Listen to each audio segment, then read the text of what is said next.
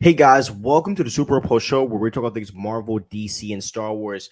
It's your boy Stevie Hayes, and today I'm here to talk to you guys about Ant-Man Quantumania, and we are going to be answering a question that's kind of been going around, because there has been a lot going around about this very question. Why was Kang so weak, and how the heck did he lose to ants in Ant-Man?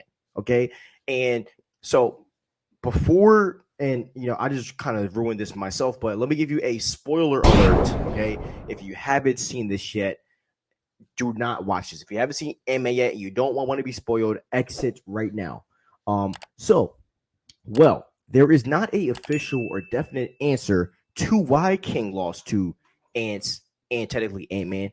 But here is my take on this, okay? So I have a few things that I want to address about King the Conqueror in this film while, we attack this question, all right?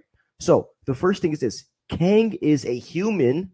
Kang the Conqueror is not superhuman. He just has very advanced tech, all right? He needed Janet's help to fix the core in his time chair, which to me is also a weakness because Nathaniel Richards is one of the smartest people in the Marvel universe. So why should this guy need someone else's help to fix something that he created? Which gives me another question that he might have been given this technology, my opinion.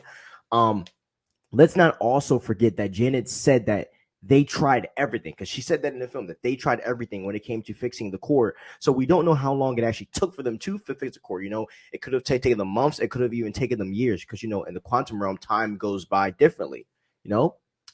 And so also, even though Kang, like has a dope suit and it does a lot of stuff, this is not the full force of Kang. Like, this is not the full force of the Kang that we are going to see, as we go forward into the MCU, because this Kang hasn't even conquered, almost all of the worlds, and he isn't able to pull any tech from any timeline, because that's what Kang is able to do.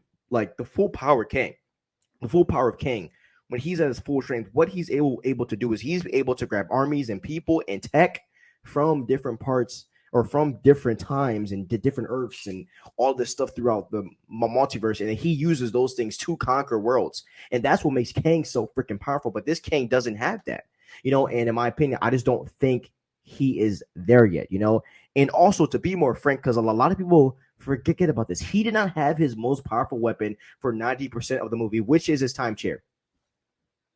He didn't have his time chair. Okay. So now I believe, because a lot of people think that, oh, this Kang going to be mid, all that. I do believe that this is going to be the most dangerous version of Kang the Conqueror. And I believe that this Kang has a lot of time to grow and he will conquer more because, newsflash, Kang is not dead. Okay. And as I said, I'm going to release a whole other video talking about why I believe Kang is not dead, because he's not, if you don't know, in my opinion.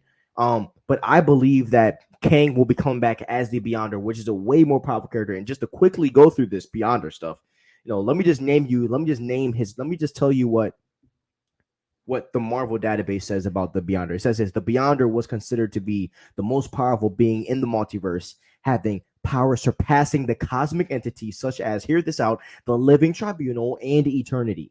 Additional powers include teleportation, flight, the ability to choose his own physical resistances and attributes. And that's what I believe. And I believe that this will be the main Kang villain, and we are just seeing the start of what he will do. So to me, the fact that he lost, that's fine. Like, I'm not really tripping over the fact that Kang lost Ant-Man, because this is not the most powerful version. To me, it seemed like this guy was starting to conquer, and what happened? The Kangs exiled him to the quantum realm because he was doing too much. He was doing the most. So they exiled him because they knew what he was going to become, because they know how this goes. If you rewatch the last episode of Loki, He Who Remains explains all of this, because it all ends with him. And we don't know. And this is the thing, right? Because we don't know if the Kang that lost in Ant-Man is He Who Remains in Loki. We don't know who that is. A lot of people think it's a Mortis. I think it's a Mortis, but we seriously don't know who that guy is. We don't know which Kang variant is, because we know that He Who Remains is the Kang that won the multiversal war. How? Because he released Goliath, which killed all of them. Which is Goliath is who we saw in Loki when we were in, like, I think it was the Void or Limbo or whatever. I don't know. No, not Limbo. We were in some type of time void. All right. Hey, basically, whenever people got pruned, the place where that is, Goliath would basically come and destroy everything that is pruned. Okay. And so, yeah. So there's a lot to kind of decipher with this, but that is why Kang the Conqueror was so weak in Ant-Man and the Wasp, and Ant-Man was able to beat him.